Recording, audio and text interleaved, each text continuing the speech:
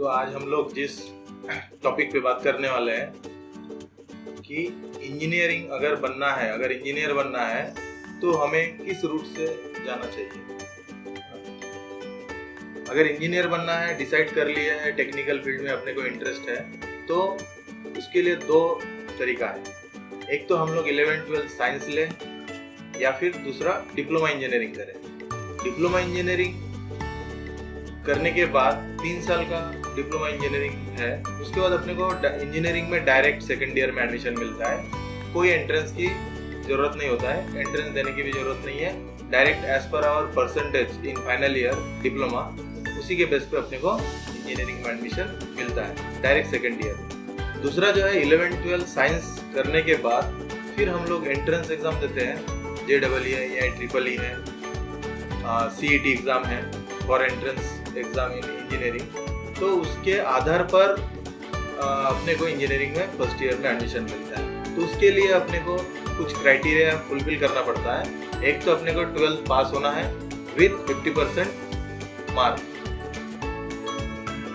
उसके अलावा PCM group में फिजिक्स, केमिस्ट्री, मैथ 30 मार्क चाहिए। 12th पास होना चाहिए और PCM ग्रुप में 50%। फिर उसके अलावा PCM ग्रुप में 300 में अपने को 150 मार्क चाहिए। उसके अलावा जो एंट्रेंस एग्जाम है उसमें भी हमको नॉन जीरो स्कोर चाहिए। तो ये दोनों के कॉम्बिनेशन के आधार पर ही हमको इंजीनियरिंग कॉलेज डिसाइड होता है कि कौन सा कॉलेज मिलेगा। तो इसमें 50-50 चांसेस है कि हम लोग इंजीनियरिंग में एडमिशन मिल भी सकता है, नहीं भी मिल सकता है। एक तो हमको अगर PCM ग्रुप में स्कोर नहीं हुआ, 12th में पास नहीं हुए, अगर एंट्रेंस एग्जाम में स्कोर नहीं हुआ, तो फिर जो है इंजीनियरिंग में जाने का सपना अधूरा रह जाएगा। तो दूसरा जो बेस्ट तरीका है वो है डिप्लोमा इंजीनियरिंग। 10th के बाद 3 साल डिप्लोमा कर लो, उसके बाद डायरेक्ट सेकेंड ईयर में इंजीनियरिंग में एडमिशन ले लो और वो भी 3 साल में इंजीनियरिंग हो जाता है। इसमें बेनिफिट ये है कि इंजीनियरिंग में जाने के बाद डिप्लोमा में ऑलरेडी हम लोग इंजीनियरिंग सब्जेक्ट पढ़ चुके हैं, तो डिप्लोमा में ऑलरेडी पढ़ने की वजह से इंजीनियरिंग में जो है वो बहुत ही इजी जाता है। सिलेबस जो है वो ऑलरेडी सेम रहता है, तो इसकी वजह से इंजीनियरिंग में स्कोर भी बहुत अच्छा होता है। दूसरा, इंजीनियरिंग अच्छा कॉलेज मिलता है डिप्लोमा में अच्छा स्कोर होने की वजह से, तो कोई भी अच्छे से अच्छे कॉलेज में हमको एडमिशन मिल सकता है, जिसमें हम ये हो गए हमारे इंजीनियरिंग में एडमिशन के बारे में। दूसरा, हम लोग कैरियर के बारे में अगर देखेंगे कि अगर कैरियर के दृष्टिकोण से देखें तो इंजीनियरिंग पास आउट होने के बाद तो वैकेंसी जो भी निकलता है डिग्री बेस पे, तो हम लोग डिग्री होल्डर जो है वो अप्लाई कर सकता है। अगर पॉलिटेक्निक बेस पे कोई वैकेंसीज निकलता है तो उसमें डिग्री होल्डर अप्लाई नहीं कर सकता है।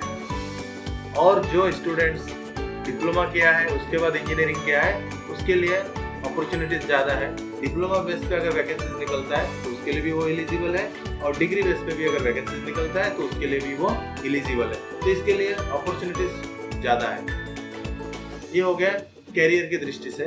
उसके अलावा जो है डिप्लोमा बेस पे प्राइवेट में भी जॉब मिल सकता है, गवर्नमेंट में भी मिल सकता है, उसका अपना एंटरप्रेन्योरशिप भी शुरू कर सकता है।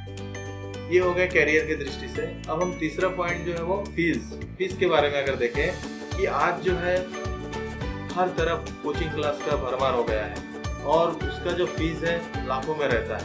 अच्छे से अच्छा कोचिंग क्लास में गए तो 1.5 लाख, 2 लाख, 2.5 लाख तक उसका फीस रहता है 11th-12th। और उसके अलावा कोई भी कोचिंग क्लास आपको एश्योरेंस नहीं देता है कि आप अच्छे IIT में एडमिशन हो जाएगा, NIT में एडमिशन हो जाएगा, कोई एश्योरेंस नहीं देता है। तो 2 साल 11th-12th प्लस 2-2.5 लाख रुपए कोचिंग में खर्च करने के बाद अगर हमको इंजीनियरिंग कॉलेज में एडमिशन मिला भी तो अच्छा कॉलेज मिलेगा नहीं मिलेगा कोई गारंटी नहीं रहती। तो उसके अलावा इंजीनियरिंग जो है वो 4 साल का कोर्स है, तो 11th-12th में जो खर्चा प्लस इंजीनियरिंग में 4 साल का खर्चा, टोटल 6 साल जा रहा है। तो इसमें करीब हम लोग इंजीनियरिंग में अगर एवरेज 1 से 1.5 लाख रुपए पर ईयर गिने तो वहाँ पे गए हमारे 6 लाख और यहाँ पे हमारे 2.5 लाख, तो करीब हमारे 8 से 8.5 लाख रुपए इंजीनियरिंग में जा रहा है। For only degree courses. दूसरा जो अगर हम लोग देखें डिप्लोमा के थ्रू अगर गए तो 10th के बाद डायरेक्ट डिप्लोमा में आ गए, वहाँ पे फीस जो है नॉमिनल रहता है। अगर आप कैटेगरी में है तो वो तो फ्री हो जाता है, अगर आप ओबीसी है ओपन में है तो नॉमिनल फीस रहता है, हर कोई बेयर कर सकता है। 30-40,000 जो है हर कोई पर ईयर बेयर कर सकता है। उसके बाद इंजीनियरिंग में डायरेक्ट सेकेंड ईयर में एडमिशन मिलता है। इसके वजह से फर्स्ट ईयर का जो कॉस्ट है, एक्सपेंसेस है, वो हमारा एक्सक्लूड हो जा रहा है, उसमें हमारा बचत हो रहा है।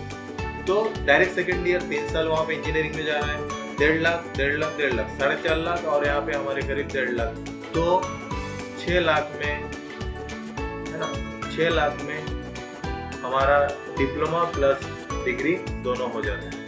तो इससे अच्छा डिप्लोमा करके इंजीनियर बनना बहुत ही आसान है, इजी है। इजी स्टेप्स में हम लोग आसानी से श्योरिटी के साथ इंजीनियर बन सकते हैं with minimum expense and more opportunities.